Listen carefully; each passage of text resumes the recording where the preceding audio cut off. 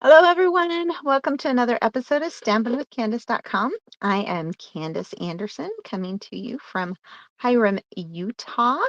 Um, and it is, what day is it? It is March 9th, Monday. And I have a really fun project for you. I actually came up with this last night.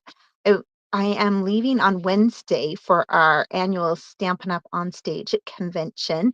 So excited to see all of my Stampin' friends. But one of the things we like to do when we are there is swaps and uh, ex- exchanges and roomy gifts and stuff like that. So I haven't been posting a lot lately because I have been madly creating projects for this. And one of the projects that I used, or I made, ended up with these little square pieces of paper, and I ended up with a whole bunch of them. And I was like, well, maybe I can make a swap with them. So I was kind of playing around last night and started messing with some stuff. I don't know. I was just kind of doing some stuff. And I remembered a technique that learned clear back when I first started stamping called a kissing technique. And I know that sounds kind of strange when we're talking about stamping, but I think you're really going to like this. So I am going to switch cameras here and start showing you what we are doing here. So I started with this lasting linen stamp set. It is one of the background stamp sets, and it is just a really cool stamp set to add extra texture to your background. It is a big one. You can put it on a Stampin' Up. We have the big blocks that you can put them on, but if you have the glass mat, I personally love putting it on the glass mat. I'm gonna slide that up a little bit so hopefully you can see a little bit better. um, just because it's nice and easy and it's not going to go anywhere. Also, whenever I'm using um, a big background stamp like this, I typically use it upside down, meaning I'm going to press my paper into it and my ink into it rather than the reverse. So I am just starting with a piece of, what is this one? Mossy Meadow. Uh, cardstock. I have this in 3 different colors, so I will show you the other colors afterwards, and I use the same color ink on all 3 of them, just so you're aware. So what I'm going to do is I am going to just ink up my background stamp here, and like I said, it's just easier to take the ink right to it. Same thing with the paper, my card. I'm gonna put it right to it, and I am just going to use my finger. You can also use a bone folder. It works nicely for this. Now, I honestly, with this texture, I don't care if it has a perfect cover. That's not my goal. I'm just trying to get coverage. So if you look really close here, you can see it didn't get some of the ink right here. It didn't get some of the ink on the edges. That's okay because I'm okay with that look. It also has a lot of different texture. You can see some places it's a little bit darker, some places it's a little bit lighter. I'm just going for a nice background. This is also really nice if you're wanting to keep a little bit more flat instead of a, what's the word I'm looking for? Um, uh, an embossed. So it kind of gives you, a nice background, but it doesn't have the texture of the embossing. Okay, so next we are going to grab out our Nature's Symphony, and it has the die cuts and the stamp set that match. And so I used this die right here. I will tell you, normally I'm more of a stamp first, then cut out with the die. This particular die, I actually do prefer to stamp or cut it out and then stamp. To me, it was a little bit easier to line up. So I'm grabbing my little bit lighter ink, the Old Olive and the Mossy Meadow paired together really, really nicely. And I'm just going to ink this one up. And again, this is a larger stamp set, so you'll notice I am going upside down with it. And then I'm going to ink my linen one back up with that darker one. And then I'm going to simply kiss them together. And then I'll line this up. Hopefully I can get it lined up straight. And I am using vanilla cardstock. Now this one, I do want to make sure I'm getting good pressure on all of it. So I'm just kind of trying to go around it all. And then I can pull this off. And this is what I want you to see. Can you see that fun texture that it adds to that? Just gives a really cool, unique look to the leaves on there.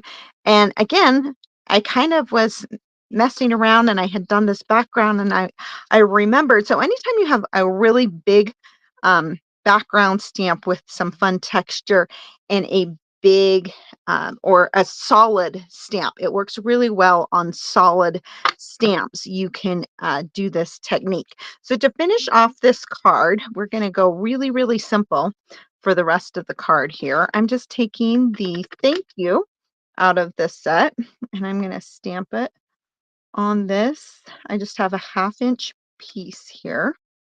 Oh, I'm going to redo that. I pressed too hard. There we go. And then you can do this with with scissors, but since I have a punch, I'm just going to punch the edge of that. So this is 5.5. Again, very vanilla. I was able to get 3 of these and 3 of these out of a 1/2 a sheet of very vanilla cardstock. Just so you're aware, if you're making multiples, this is a great thank you card. But I was making a lot. And then I have my little pieces here left over, and I'm pretty sure, let's see, this one 2 1/4 by 2 1/4, 2 1/2 by 2 1/2, and 2 3/4 by 2 3/4. And I'm still finishing putting that together. I will share the project that I was making, but I kind of want it to be a surprise for those who are getting it. So I will share it hopefully while I am at convention or shortly after I get back. Try not to make a mess. So I'm just taking my scissors and roughing up the edges on this a little bit. I did consider stamping it with this one here, but you really don't see a lot of it in the design I'm doing. So I decided not to spend the extra time doing that. But I did like the roughed up edges on my cardstock here. Should have just hurry and done them before. But that's okay. And show you really simple, easy. You can do it with your scissors. Make sure that they're your paper scissors because you don't want to dull them um, for cutting ribbon and stuff. But just pretty easy to kind of add that. There's tools that you can do that with as well. I've seen people do it with their fingernails, but I prefer not to ruin my fingernails. So there we go.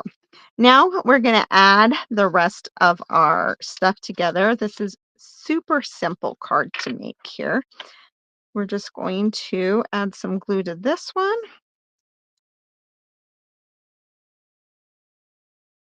So whenever you have a lot of scraps, I am queen. I keep all of my different scraps. I keep them for either stamping on or something like this. If I have a whole bunch of something cut to a size, it's like, can I use that to create and make something different with it? I can show you the base of what I was cutting. Maybe I'll save it. You can check back later to find out what I was making that I had all these leftover squares for. Now we are going to attach it to here. Again, super simple card here. And For this one, I just added some glue kind of down on the bottom, not all the way down here, but just in this area, because that is where it is going to attach to here.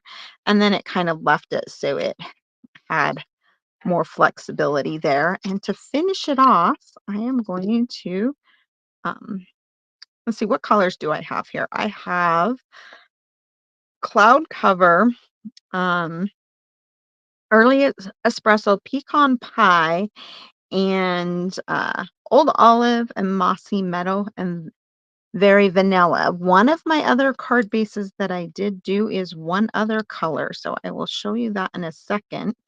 And it is the other color that I actually used on my project, but I didn't have little squares left over of that one. So we're going to add this just right here in the corner.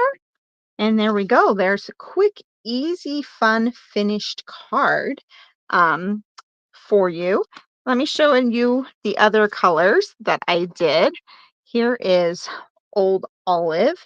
So this is an Old Olive background, but again, I used the Mossy Meadow for this part. And you can see here, this is where I was talking about where I didn't get it quite pressed all the way to my linen, but that's okay because I really like the look of it. And the final one, which uses Misty Moonlight. Now, again, this is the Old Olive. I like that it gives kind of this early espresso look on it, but my daughter was the one who suggested, she's like, you should do it in that one. So I'm like, I'm going to try that, especially because I'm making several and it made it so I didn't have to use up all of one color base, but I have essentially the same card in multiple different colors, simple and easy to make. So I hope you enjoyed that. Please try kissing.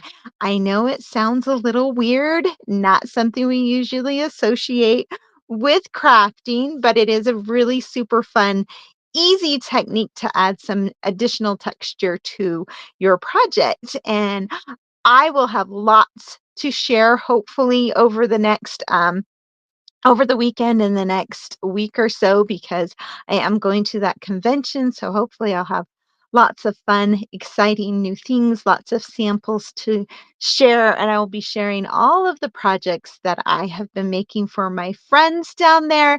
Again, I thought about sharing them all week as I've been making them.